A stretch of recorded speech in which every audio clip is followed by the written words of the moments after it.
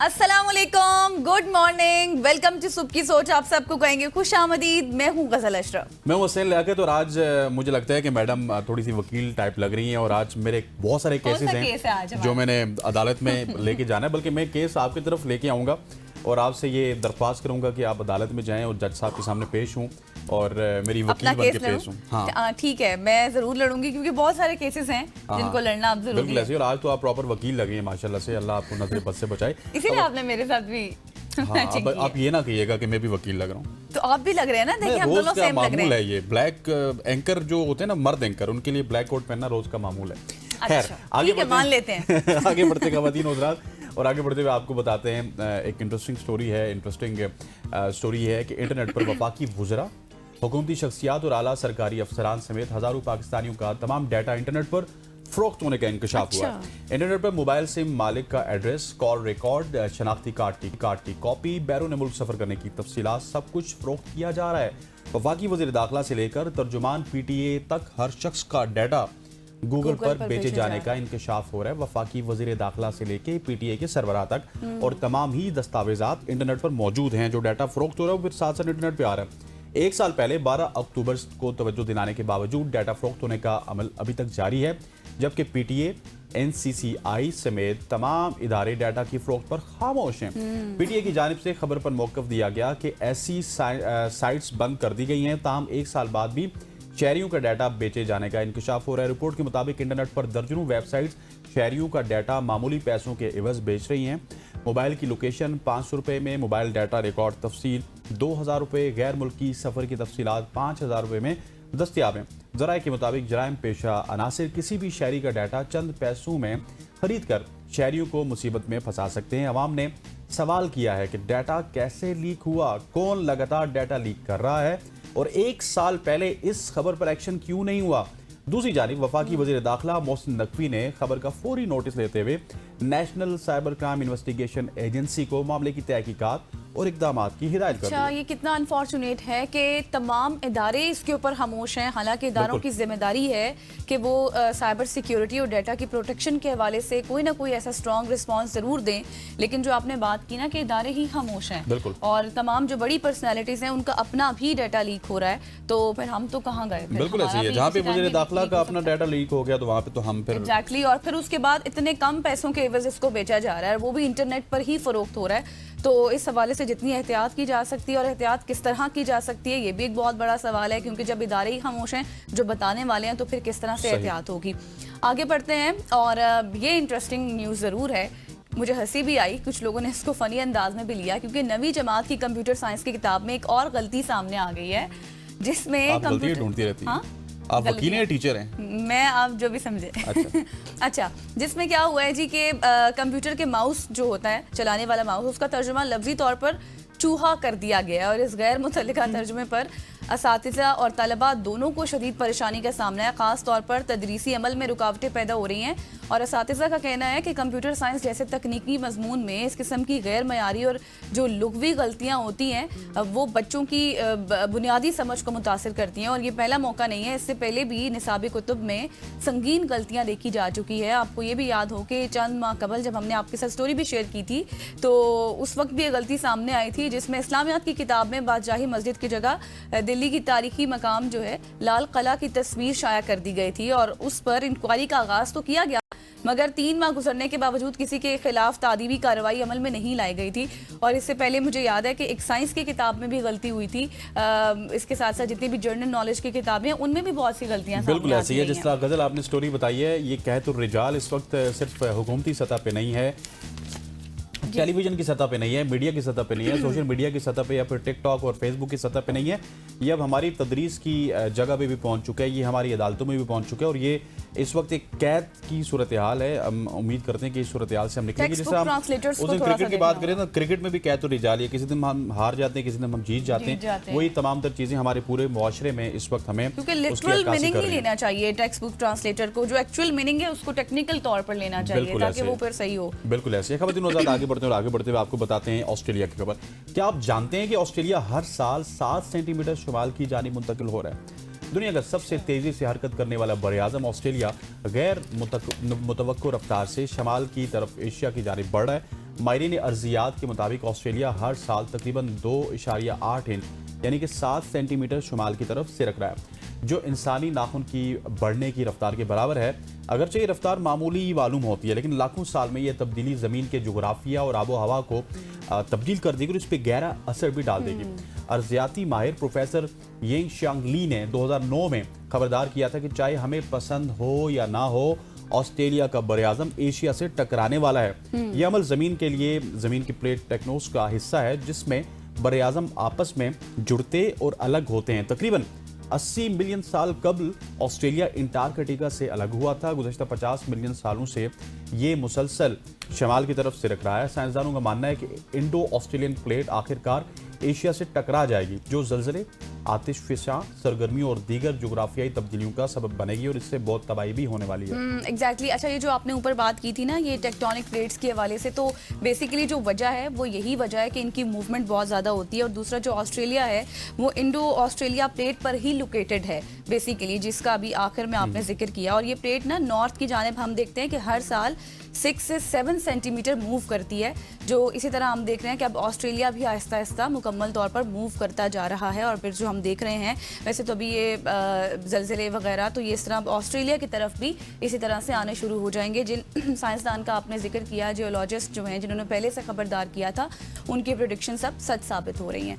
आगे चलते हैं और आपको लिए चलते हैं नेपाल, जहाँ पर सोशल मीडिया पर पाबंदी के खिलाफ नौजवान बड़े पैमाने पर सड़कों पर निकल आए हैं और एहतजाज कर रहे हैं, जिसने तशद्दुद की शक्ल भी अब इख्तियार कर ली है। आलमी खबर रसां इदारे के मुताबिक डिसीजन ये एहतजाज नेपाल के दारुल हुकूमत खटमंडू के इलाके में एक कौमी यादगार के मकाम से शुरू हुआ और इस एहतजाज का इनेकाद नौजवानों के समाजी तंजीम हामी नेपाल ने किया, जिसे 2015 में कायम किया गया था। और उनका ये कहना था कि मतलब उनका बुनियादी मुतालबा ये था कि कानून की बालादस्ती, शफाफियत, इंसाफ होना चाहिए।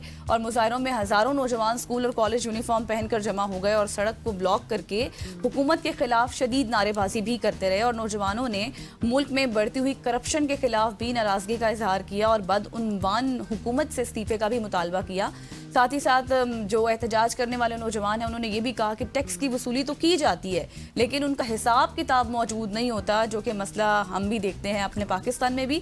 और इसके अलावा सियासतदानों के बच्चों की शहाना ज़िंदगियों की वीडियोज़ भी सोशल मीडिया पर वायरल होती हैं, जिसने ज़ाहिर अवामी गुस्से को मज़ीद भी बढ़ावा दिया। और फिर सूरत हाल उस वक्त बिगड़ी जब कुछ मुजाहिरीन ने पुलिस की रुकावटें तोड़कर पार्लियामेंट में वो दाखिल हुए, जिस पर पुलिस ने आंसू गैस, वाटर कैनन, रबड़ की गोलियां इस्तेमाल की। और जितने वहाँ पर यानी शाहिदीन मौजूद थे, उनके मुताबिक कई अफराद खून आलूदा हालत में एम्बुलेंस में ले जाए गए। और अब तक ये इतलात सामने आ रही हैं कि 20 अफराद के हलाक होने की भी तस्दीक की जा चुकी है। बिल्कुल ऐसी है। जिस जनरेशन का आपने जिक्र किया, जनरेशन जेड, इनको जेनजीज भी कहा जाता है। और जेनजीज ने, हमने इससे पहले देखा कि दुनिया में बहुत सारे ऐसी चीज़ें हो चुकी हैं जो जेनजीज की बदौलत ही आई। जिस तरह कि बांग्लादेश का जो एहतजाज था वो भी नई नस्ल ने किया था और नेपाल में भी एहतजाज नई नस्ल ने किया।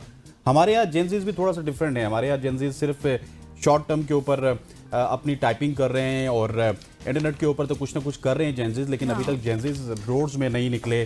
टिकटॉक यूज़ कर रहे हैं, टिकटॉक में भी टर्मिनोलॉजीज यूज़ कर रहे हैं, WD पता नहीं क्या क्या, वो मैं बोलूँगा नहीं। सो हमारे जेनजीज को भी थोड़ा सा आगे बढ़ना चाहिए और आगे बढ़ के अपने मुल्क का इसी तरह से ख्याल रखना चाहिए जिस तरह से नेपाल की खबरें आ रही हैं या फिर बांग्लादेश से खबरें आ रही थी।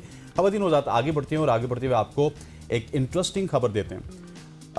दुनिया में कुछ लोग ऐसे भी हैं जो हर साल अपने मुर्दों को कब्र से निकालते हैं। अच्छा। और उनको आके अपने घर में 1 या 2 रातें ठहराते हैं। ये आपको पता है कि इस तरह दुनिया में होता है? बहुत अच्छे तरीके से इस खबर के बारे में पता है। आपको इस खबर के बारे में पता है, लेकिन बहुत सारे लोगों को नहीं पता, उनको मैं बता देता हूँ। हर साल मुर्दों को कब्र से निकालने वाला इंडोनेशियन कबीला है, जिसको मामासा नामी कबीले के लोग सितंबर के इब्तदाई हफ्ते में मुर्दों को कब्रिस्तानों से निकालकर दोबारा घरों में लाते हैं। चूँकि ये लोग मकामी रस्म व रवाज के मुताबिक लाशों को खनूद करके दफन कर देते हैं, इसलिए इनकी जो मम्मियाँ तवील अरसे में भी ख़राब नहीं होती। त्यौहार के दौरान घर लाए जो मम्मियाँ हैं उनको गुस्ल देकर उन्हें नए कपड़े पहनाए जाते हैं, उनको फिर नए सिरे से मसाला लगाकर दफन किया जाता है। ये इंडोनेशिया के सूबे जनूबी सलावासी में मनाई जाने वाली 1 हफ्ते तक जारी रहने वाली ये रस्म मज़कूरा सूबे के तोराजा नामी इलाके में जारी होती है। और तोराजा के लोग हर साल मुर्दों को कब्रों से निकालते हैं। इन तकरीबात को जश्न के तौर पर मनाया जाता है और इस रस्म को मकामी ज़बान में माइनेन कहा जाता है। तुराजा के बासियों का ताल्लुक वैसे ईसाई मज़हब से और वो अपने मुर्दों की ईसाई मज़हब के रवाज के मुताबिक ही तदफीन करते हैं। ताहम इनके अकीदे के लिहाज से इंसान मरने के बाद भी अपने घर वालों के साथ रहता है। इसलिए साल बाद मुर्दे को उस मकाम की ज़ियारत करना ज़रूरी होती है जहाँ उसकी मौत वाक़ई हुई। इसके बगैर मुर्दे की रूह को शदीद तकलीफ रहती है, ये उनका मज़हब कहता है। और यही वजह है कि तुराजा के जो लोग हैं वो दूर दराज का सफ़र करने से हमेशा इतनाब करते हैं, क्योंकि पीछे पूरी फैमिली को फिर तंग होना पड़ेगा कि उनको हर सितंबर को उसको उसकी मम्मी को निकाल के उस जगह पे जाके उसको दिखाना है कि आप यहाँ पे फोत हुए थे। अच्छा, ये बहुत मतलब उनका ये कल्चर है, उनका अकीदा है, वो समझते हैं कि हम बड़ों की इज्जत इस तरह से बरकरार रख सकते हैं, उनके साथ हमारा राबता बहाल रहेगा। और फिर ये जो वक्फा होता है ना, वो 1 से 3 साल के दरमियान होता है। वो 1 से 3 साल के दरमियान उन मुर्दों को दोबारा निकालते हैं और वो खुनूद, जैसे आपने जिक्र किया था स्टोरी में, तो ज़ाहिर है वो इस तरह के केमिकल्स या फिर हर्बल सब्सटेंसेस लगा के उनको ना रख देते हैं ताकि उनकी जो बॉडी है वो उस तरह से खराब ना हो, उसमें से स्मेल ना आए। एग्जैक्टली। और फिर ज़ाहिर है मतलब ये उनका अकीदा है कि इससे हमारे घर में एक यूनिटी होगी, एक बरकत होगी, एक पीस होगा कि हम अपने बड़ों के साथ अपना राबता थोड़ा सा तस्कीन भी होगी। हाँ एग्जैक्टली, ऐसा ही है। तो बहुत इंटरेस्टिंग सी ये स्टोरीज थी और जो आपके साथ शेयर की। एक और हैरान कुन खबर जो इस वक्त तेज़ी से वायरल हो रही है वो भी आपके साथ शेयर करते हैं। सोशल मीडिया पर एक वीडियो वायरल हुई जिसमें दिखाया जा सकता है, ये आप देख रहे हैं इस वक्त अपने विजुअल्स में भी दिखाया गया है कि एक शेर और एक रोबोट आमने सामने आ जाते हैं और इस तरह से आमने सामने आ जाते हैं कि मंजर में शेर रोबोट के करीब आता है, जबकि रोबोट यूं नज़र आता है जैसे खौफ से वो जम गया हो। या फिर कैप्शन जो इसके नीचे लिखी गई थी उसमें ये दावा किया गया था कि जिसे ये आप ये कहें कि दुनिया की पहली मशीन जिसे PTSD हो गया हो, यानी कि एक बीमारी का नाम है ये। और ये मंजर पहली नज़र में इतना ज़्यादा इंटरेस्टिंग लग रहा था कि लोग हैरान हो गए और हकीकत इसके बिल्कुल मुख्तलिफ है। हकीकत ये है कि ये वीडियो असली नहीं है बल्कि गूगल के जदीद VEO3 नामी मसनूई ज़हानत के टूल से ये बनाई गई है। और इस टूल की एक खास पहचान ये है कि वीडियोस के नीचे दाएं कोने में एक वाटर मार्क लगा देता है और असल वीडियो में ये वाटर मार्क वाज़े तौर पर मौजूद था, लेकिन जब वीडियो को बाद में शेयर किया गया तो उसके स्क्रीनशॉट्स और जो वीडियो को कट किया गया था, ट्रिम किया गया था, वो वीडियोस में ये निशान हटा दिया गया ताकि वीडियो को असली दिखाया जा सके। और गूगल लैब्स और गूगल जेमिनाई के नायब सदर ने 30 मई 2025 को एक पोस्ट में ये तस्दीक की थी कि अब VEO3 की तमाम वीडियोस पर ये वाटर मार्क लाजमी होगा ताकि लोग असली और जाली क्लिप्स में फ़र्क वाज़े तौर पर नुमाया कर सकें। और ये वाक़या एक बहुत बड़ी हकीकत की तरफ भी इशारा करता है कि हमारा जो AI सिस्टम है उससे बनने वाला जो मवाद है वो किस कदर कायल कुन और या आप ये कहें कि हकीकी लग सकता है। और जब हम इसके पूरे सियाक़-उ-सबाक़ की बात करते हैं तो उससे हटा दिया जाता है, तो ज़ाहिर है झूठी मालूमात को हम आसानी से स्प्रेड आउट कर सकते हैं। बिल्कुल ऐसी है। ये तो आपने उन मुआशरों की बात की है जहाँ पे वाटर मार्क के ऊपर इतना ज़्यादा अमल भी किया जाता है कि वो इसको फिर इंटेलेक्चुअल प्रॉपर्टी भी समझते हैं और वो कहते हैं कि ये नहीं, ये गलत हुआ कि वाटर मार्क नहीं लगा था और उस वाटर मार्क ना लगने की वजह से अवाम ने इसको गलत समझा है। हमारे यहाँ क्या हो रहा है, हमारे यहाँ भी AI का बहुत ही गलत इस्तेमाल हो रहा है। आप टिकटॉक पे देख लीजिए, आप फेसबुक पे देख लीजिए, क्योंकि हमारी बहुत सारी कम्युनिटी ऐसी है ना उसको व्हाट्सएप के एथिक्स का पता है कि व्हाट्सएप को किस तरह से इस्तेमाल करना है, ना उसको टिकटॉक का पता है, ना उसको फेसबुक का पता है। किसी ने अकाउंट बना दिया, किसी बच्चे ने, किसी छोटे ने बना दिया, बड़े भी उसको यूज़ कर रहे हैं। और यकीन मानिए कि वो डिफरेंट टीवी चैनल्स की जो मशहूर टीवी चैनल्स हैं उनकी वीडियो जब देखते हैं ना, मुझे भी कभी कभार अपने वालिदैन दिखाते हैं, ये देखिए कितना वो बोल रही है, वो खबरनामे वाले बोल रहे हैं, वो फलां टीवी चैनल वाले बोल रहे हैं, हालांकि पीछे AI बोल रहा होता है और उसको हम ठीक समझ रहे होते हैं। सो AI से जो तबाही है वो अनफॉर्चुनेटली बहुत ज्यादा है। और जब तक आपको इसका नॉलेज नहीं होगा, जब तक आपको ये पता नहीं है कि व्हाट्सएप के एथिक्स क्या हैं, फेसबुक के क्या हैं, टिकटॉक के क्या हैं, इवन वेबसाइट चलाने के एथिक्स क्या हैं, तब तक आपको AI धोखे में रखेगा। अब देखिए ना, हम जैसे देख रहे हैं कि बहुत सारे बॉडीज अलग होती हैं, उसके ऊपर फेसेस अलग लगा दिए जाते हैं, ये भी ड्यू टू AI ही है। तो इस हवाले से जितना इज्तनाब किया जा सकता है या फिर जितना आप एथिकली चीज़ों को देख सकते हैं उतना देखें, क्योंकि हकीकत और जाली चीज़ों में फ़र्क अब मैंने आपके सामने रख दिया है। बिल्कुल ऐसी है गज़ल। और ख़वातीन वज़ात, ये थी आज की हमारी सोशल स्टोरीज़। यहाँ पे वक्त हुआ चाहता है एक शॉर्ट सी कमर्शियल ब्रेक का। ब्रेक के बाद जब आएंगे मौसम के हवाले से बात करेंगे, क्योंकि अगले 24 घंटे बहुत ही इंपॉर्टेंट है, सिर्फ पाकिस्तान के लिए नहीं लेकिन स्पेशली अगर सिंध की बात करें तो वहाँ पे शदीद बारिशों का अलर्ट भी है। और ऊपर से जो भारतीय आबी जारियत है उसका रेला भी पंजाब क्रॉस कर रहा है। सो सिंध के हालात के हवाले से बात करेंगे। Stay with us.